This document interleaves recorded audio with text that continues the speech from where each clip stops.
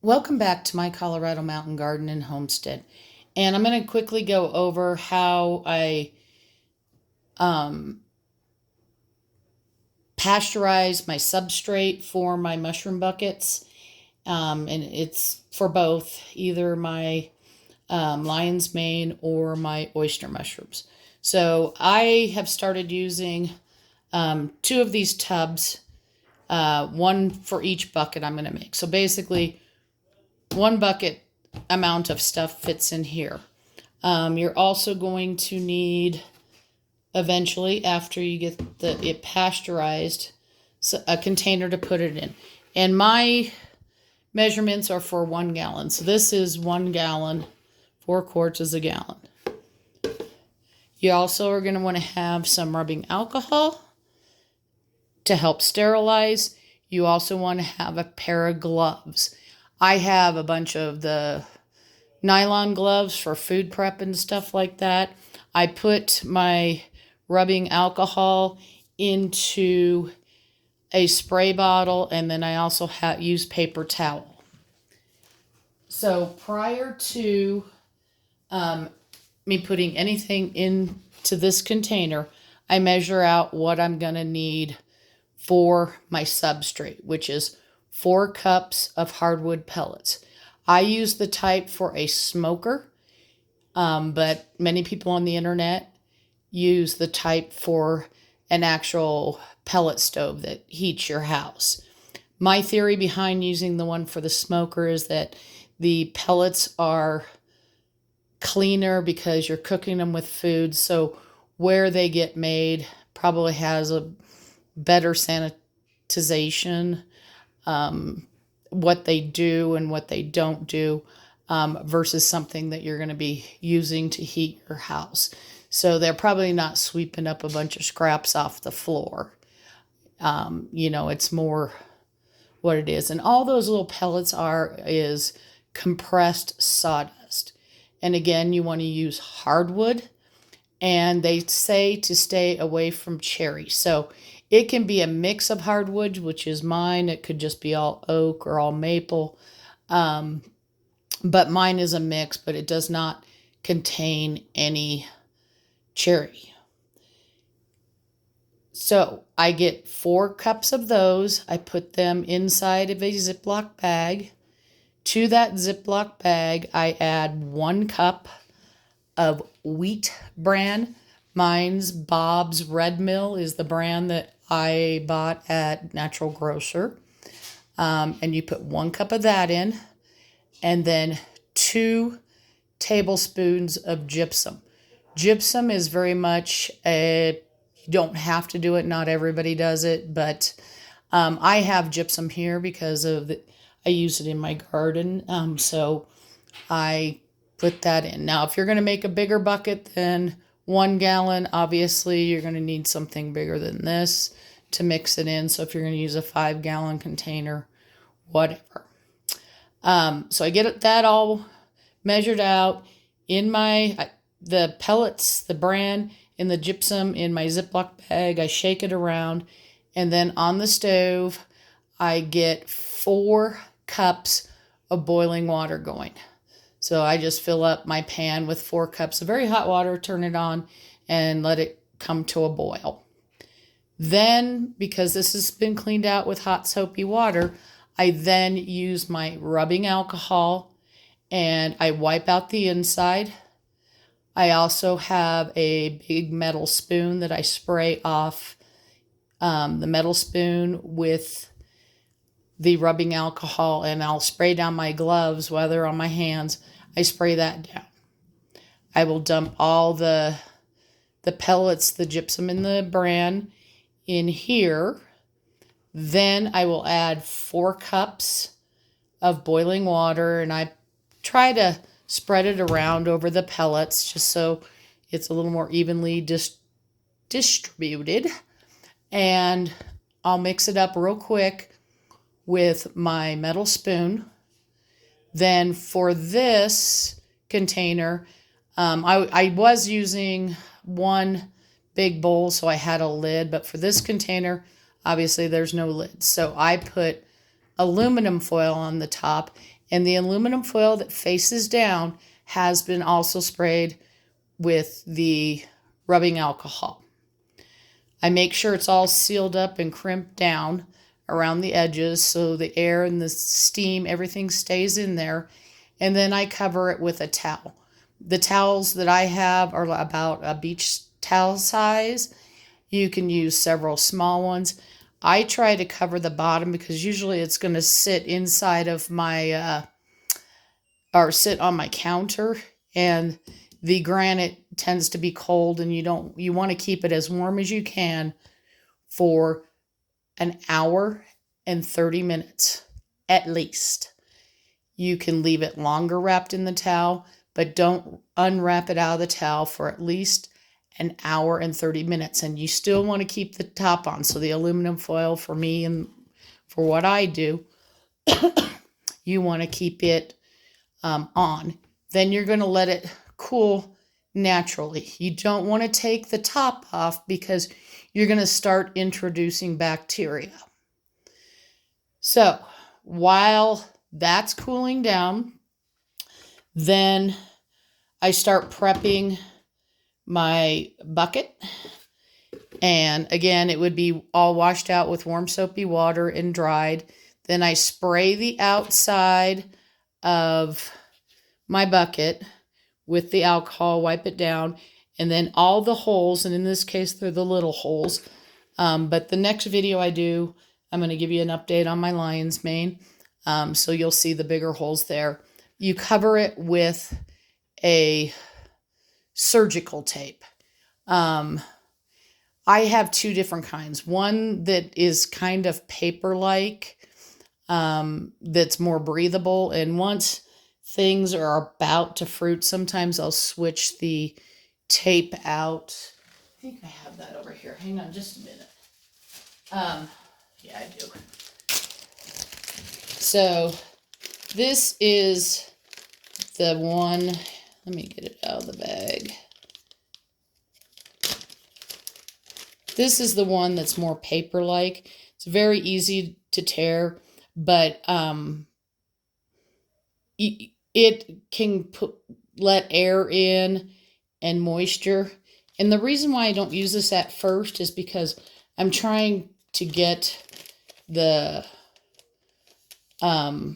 mycelium growing in my bucket. So I use the other surgical tape, and I've got some new. This is 1 inch, and I've got some new stuff coming that's 2 inches, but it's just this. So all I would do is rip a piece off, and after this was all clean, and I'd have my gloves on right now, I cover the hole like that. Once these start getting ready to fruit, then I usually come back in with this tape and go ahead and let that air start breathing. But for the most part, at least, well, the last set of oyster mushrooms I just did, I never put the paper tape on because it started fruiting through these. So I don't think you have to do that step. It was just something somebody recommended. So I get this all cleaned up. I get my holes covered. I wipe out the inside really well with my alcohol. The lid I'm using, I wipe that and I put the lid on and I set it aside. Then I bring out my grain spore, and whichever kind I'm making, be it the oyster or the other. And I measure mine out on a scale. I use a glass measuring cup to set on top of my scale that has been wiped down with the alcohol. And I measure out 1/2 pound. Again, I'll still have gloves on. My gloves will be sprayed off. I will put the grain spore inside of here, and with my hands, I'll make sure the grain spore is all broken up because sometimes it's a little chunky. Even though when I take it out of the bag, I try to break it up as much as possible before weighing, but you still have some big chunks. And I mix it around with my hand as good as I can. to spread it all around that sawdust, because it is now sawdust. And you're going to think it's not wet enough, but it is. Excuse me. So after that, then I'll bring my bucket back out. I'll take the lid off. And that's when I start using, I have a metal 1-cup measurer. So I have cleaned that off, but you can use your spoon if you want.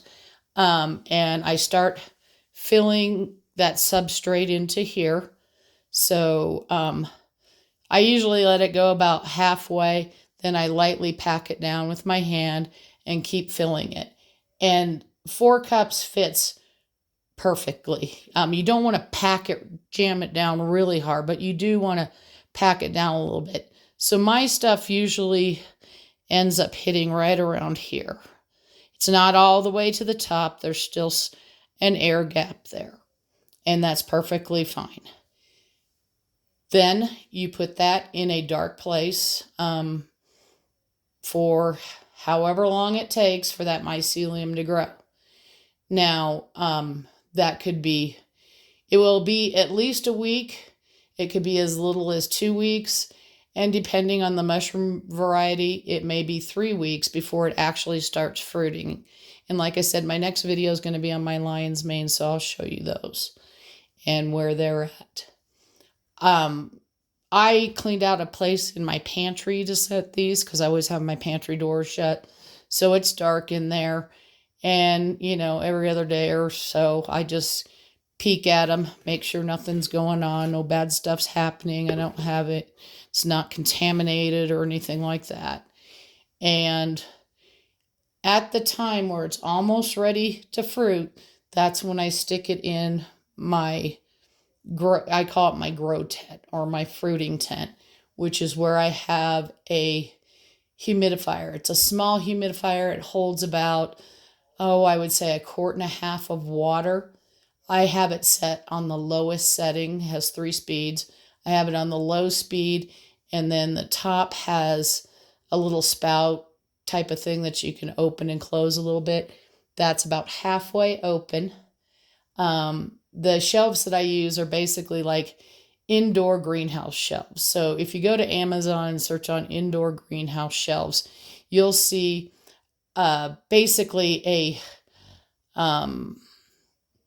shelving unit that's covered with plastic, and it has a zippy door.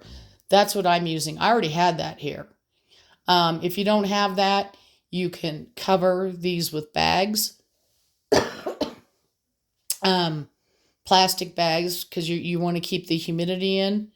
If you're spraying with a sprayer versus using a humidifier, you never want to spray the mushrooms.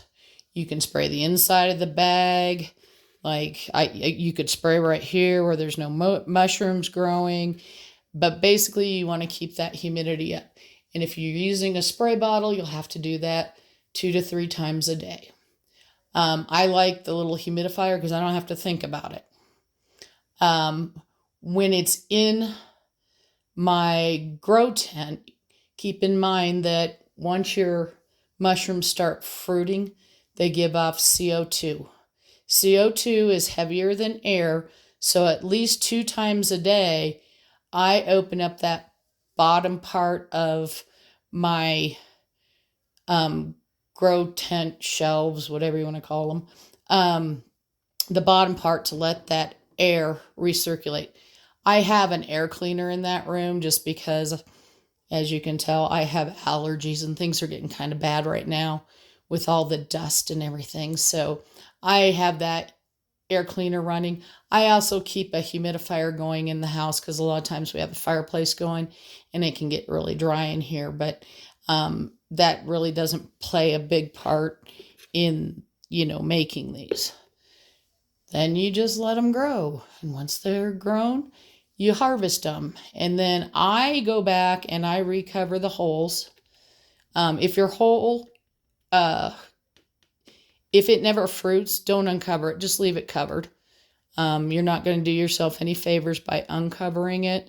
You could actually, if there's not a lot of mycelium by it, it can actually cause contamination. So that's what you do. And if you watched the video yesterday of my oyster mushrooms, they were just starting to get big. Well, they're pretty big. I may even have to harvest them tomorrow. And if I do, I'll do a video of that. I'm also going to make a playlist on YouTube. So if you go down, you'll see little tabs where you can click on videos. You can click on playlists. So the mushrooms will be there. And as I start adding more pepper videos, I'm going to make a playlist for peppers and everything like that. I hope everything makes sense. But again, please go out and watch these other videos. I'm not an expert, and a lot of people do things different. Some don't seem to be concerned with contamination, while others say if you don't do the right thing, it's going to happen. I hope you're having a wonderful day and happy gardening.